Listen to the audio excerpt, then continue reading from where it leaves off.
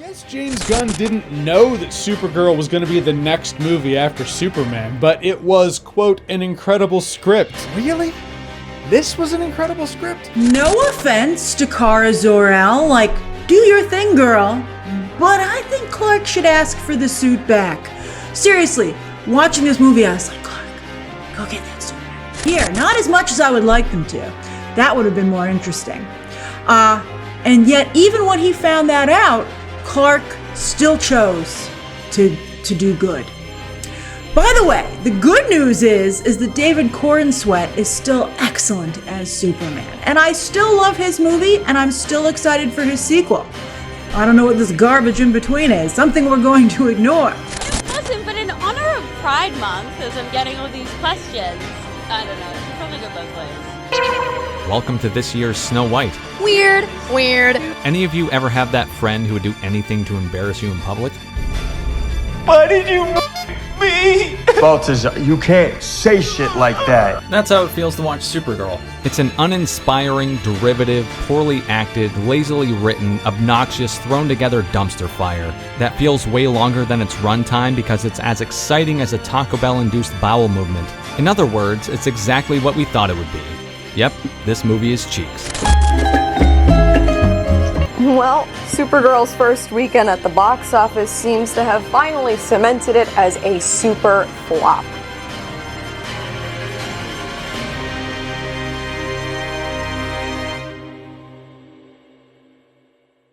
Yo, what is good, YouTube? Welcome back to another episode of The Conservative Libertarian. Alright guys, we are back with another one, man. Yes sir, we're gonna get into a very interesting topic, okay? I do sometimes cover, things that comes around with like movies, entertainment, and stuff like that, because sometimes, a lot of propaganda gets spilt into the entertainment scene and stuff like that, and they don't end up working well for a lot of these, movies, big budget blockbusters and stuff like that. Ultimately ended up, costed the MCU tens of millions of dollars over the span of 10 years because of how just terrible the direction they were going after, Endgame. You know what I'm saying? They wanted to diversify, the cast and the crew and making it more, female centric, and, Marvels and certain shows that, didn't do very well, that had like women-led characters, they didn't do that well with the audience, and a lot of women want to chuck it up, or just the media in general want to chuck it up to, misogyny and, racism, bigotry, just the typical, buzzwords that they want to use against people who, disagree with their ideology. But today we have to talk about Supergirl, which just released not too long ago, and it is flopping massively. Oh dear. It would seem that all is not well in the world of Supergirl, dear viewer. Not only did the movie get crapped on by every YouTuber with a microphone, but in a shocking act of corporate betrayal, even the mainstream shill media turned against it. And those guys will defend practically anything without a Y chromosome on the front cover. The film's last remaining... Now, I will say this is surprising. The liberal media and, like Times Magazine, just, a whole bunch of like, liberal propagandist media outlets were very, they were soft-handed with their approach towards Supergirl the movie, but they definitely gave it a lot of criticism, especially the YouTubers who are basically just, bias hacks for, the entertainment business to keep, tickets selling and stuff like that, keep people entertained. Hope was at the box office. I mean, plenty of crap movies have taken a critical mauling and still gone on to make like a shit zillion dollars. Maybe there was a third act redemption waiting for our girl Kara after all.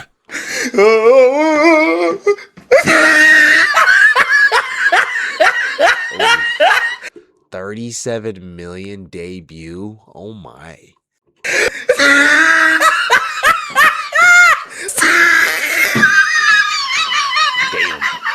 Damn. Well, the numbers are in and the final verdict has been rendered. This movie is an absolute, complete and total stinker. In the past month or so, the opening weekend projections have been revised down more times than a UK economic forecast, and it couldn't even hit that lowest of bars. Not only did it fail to take the number 1 spot, but with just 37 million domestic, Supergirl performed even worse than Morbius, which managed 39 million. Damn man, even the Marvels managed to bring in 46 million. I mean, DC, the thing about DC is that they've been having a really tough time with bringing their characters up into the limelight, how, you know, Marvel has been able to do it. Marvel, from the jump when they had RDJ, and not even just from the beginning of RDJ, you know what I'm saying? It was way back when Blade, you know, the first, you know, superhero movie to really touch the screens of Marvel. You know, Blade set the foundation that superhero movies can exist, that you can actually make millions of dollars off comic book adaptations of and make it into live action, you know, and with the, you know, the announcement of Iron Man, then putting RDJ behind it, and then that movie becoming a critical, you know, success in Marvel and literally propelling the whole Marvel Cinematic Universe forward, you know what I'm saying, is a feat by itself. But after Endgame, I think they didn't really have a sense of a direction, and as you know, different administrations are coming in, you know, the culture is changing, you know, around that time the culture is changing, you have COVID, so a lot of things are changing. While that is also taking place, feminism is gaining more traction, so there's a lot more of that in movies and people wanting to see more, you know, not even people wanting to see, but the media and like the entertainment business wanting to push this narrative that females can be heroes too, which women are heroes in so many different ways and facets, you know what I'm saying? But I feel like when they try too hard to, I guess, feed the desires of what they want to see in movies, it actually comes off-putting to the audience, because that's not how we see, you know, women in our life. You know what I'm saying? Not every woman is a Cape Crusader. Not every woman is tough, and they don't have to be, you know? And I think these movies are, you know, and the results of these movies are an example of what people are rejecting. People are rejecting this ideology that that a woman can do everything that a man can do. And we're not saying that women can't be exceptional, but we're not going to sit here and just, you know, be outright, just be like ignorant to the fact that men can do certain things and women can do certain things. And that's just how the way life has always been since the beginning of time, since Adam and Eve. Black girl magic! Make no mistake, Supergirl isn't just a run-of-the-mill flop or an underperformer, it is a fucking calamity for James Gunn, the DCU, and superhero movies in general. And the thing is, we all told you this was gonna happen. We saw the writing on the wall, we read the signs, and we formed the obvious conclusion that this film had about as much chance of success as an Airbnb in fucking Pripyat. Supergirl might be the most predictable flop in years, but what's important to understand here is why. Because there's already all kinds of bizarre myths and excuses popping up to explain it. And if you can't be honest about your own mistakes, then you'll never learn from them. And by golly, I want Hollywood to learn from this one. So with that in mind, let us examine a few of them, shall we? Myth number 1 is that Millie Alcock is somehow to blame for all this shit. There's this weird attempt going on to frame her as a Rachel Zegler type of actor, constantly shooting her mouth off about politics, feminism, disrespecting other actors and shitting on men in general, and the thing is, it's just not true. Most of this is based around off-the-cuff remarks cherry-picked from much longer interviews that somehow became headline news. I mean, I'm definitely not saying she's perfect or anything, and if we're honest here, casting a relatively unknown 5'2" actress with the body of a child and a face that was always going to be compared unfavourably to her predecessors was a bad move right from the start. Yeah, I don't think she was a good pick. I don't even think Supergirl in general was a good way for James Gunn to take the DC into the next direction. When I heard that they were announcing Supergirl, I was like, I mean, I guess that could be interesting depending on what they do with it, but I don't think I'm going to spend my money on that. I went to go see Superman in theaters because I actually really wanted to see that experience and to be able to see what James Gunn's ideas were to bring Superman back. You know what I'm saying? After they just basically axed the DCEU or something like that. They basically axed that fucking universe, and now they're bringing in the DCU, the official DCU, and it was a good movie. It wasn't a terrible movie. I had a lot of laughs. I enjoyed that movie. But there was just something about this like movie that I didn't feel like it gravitated to me.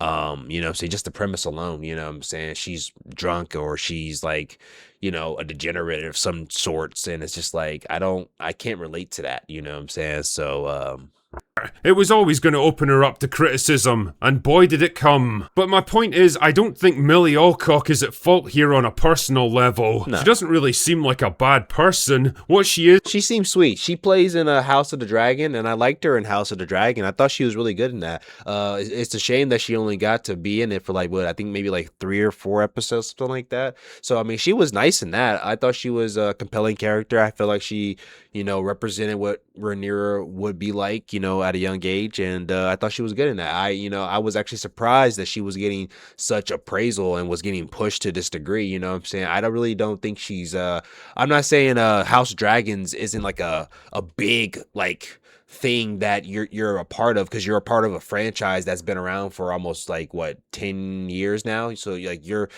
a part of something that's massive, right? So it's like she already has it underneath her belt. So this stepping into Superman isn't like a crazy leap, but at the same time too, we haven't seen her in any like action roles. Like we haven't seen her in anything specifically like this. So that's a leap from playing like a kind of like a political drama, you know what I'm saying? Like medieval type show, to coming over and playing Superman and Supergirl, I mean. But it's just, you know, I don't know. I don't think she was ready for this, and I think they kind of like, you know, just shoved her into this role, and now she's getting all the blowback for it.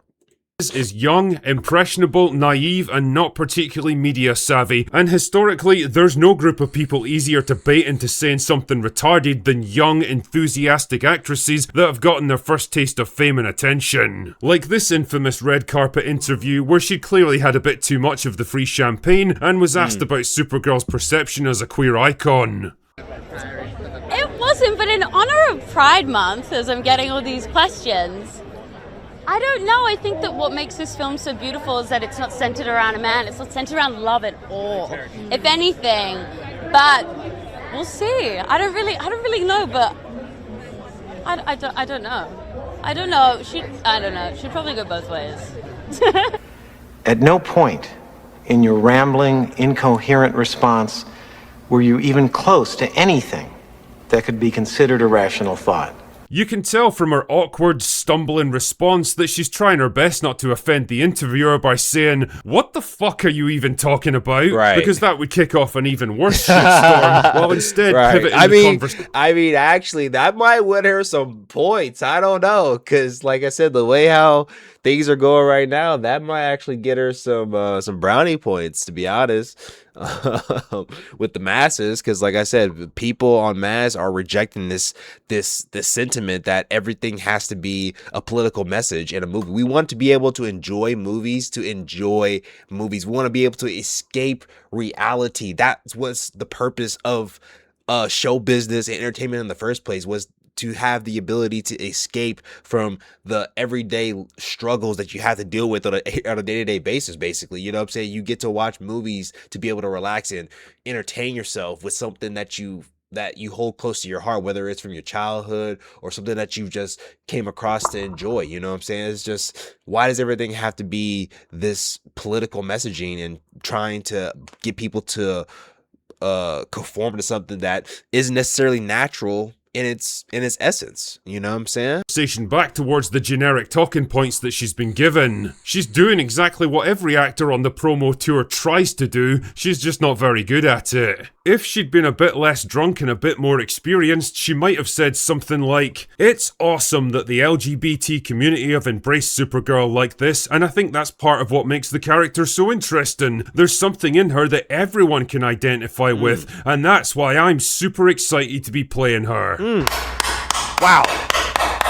Ever notice how Phenomenal. That's great. That's actually a good way to keep it inclusive, right? And to not offend anybody, you know what I'm saying? Because like I said, we don't have to offend nobody, but you know what I'm saying? If you're just speaking your truth, then I mean, people can take it how they want. But at the same time too, like as a media personality, I understand having to please everybody. Like when you're in that entertainment business type stuff, like you have to not offend everybody because you don't know who can be offended, and then you don't know how that it can affect ticket sales, you know, the movie's result and stuff like that. You want to be able to have the movie open to everybody so everyone can have their own opinion on the movie and they all can enjoy it for what it is, right? And I think that's what a lot of things we've been missing in entertainment. We can't just enjoy media for what it is. We can't just sit back and relax and just chill, open a beer, you know, chill with the family, you know, turn on some like, you know, anime or some movie or action flick or comedy without it being centered around some type of like ideological perspective that we're supposed to conform to or understand, when it's like not everyone cares about that. Not everyone is going to care about how you feel about something. Everyone has their own different perspective. So I don't understand why, you know what I'm saying, we have to just constantly push that type of stuff, you know what I'm saying? And people can say the same thing in reverse. Well, people are trying, I saw this one post on my Facebook, someone was saying that people are trying to push straight heterosexual couples propaganda down people's throats because I guess Buzz and what's her name, Jessie from Toy Story, I guess they kiss in Toy Story, and they were saying that they're pushing heterosexuality on our children. It's like that's natural. Like humans are naturally responsive to heterosexuality. That's not weird, nor is that propaganda. And it's just like, what are we talking about? So yeah, let me know what you guys think down in the comments down below, whether or not this was an L or a W. Let me know if you guys want to go see Supergirl or if you're going to go see it. I'm definitely not wasting my money on this. If it comes to, I think it's going to be on HBO. So whenever it hits HBO, that's when I will check it out. So, hey, I will catch you guys in the next one. Peace.